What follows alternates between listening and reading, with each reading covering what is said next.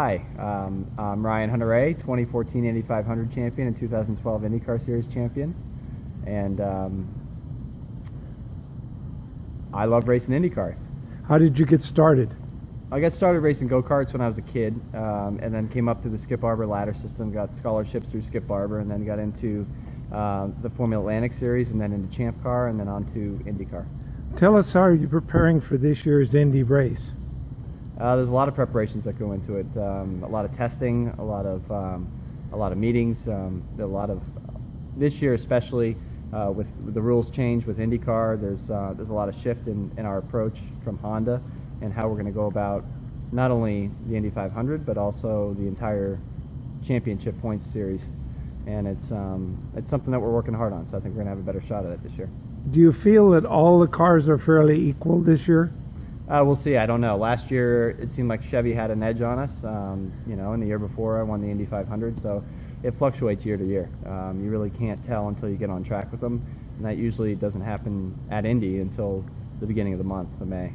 What makes the biggest difference at Indy? Do you feel it's important? The car has to be, well, it has to have ultimate speed in it. It has to be fast. It has to almost effortlessly have the speed in it, and then you tune that for racing in traffic. And when you have a good car in traffic, then you can win Indy.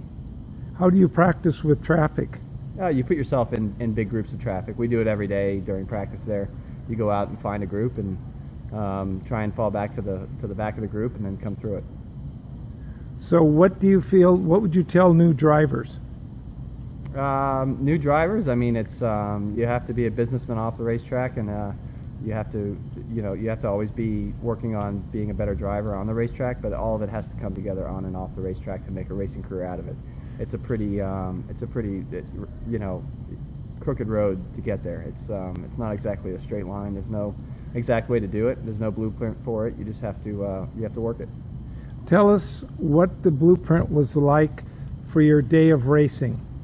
Our days are covered from 8 a.m. to 8 p.m. minute by minute.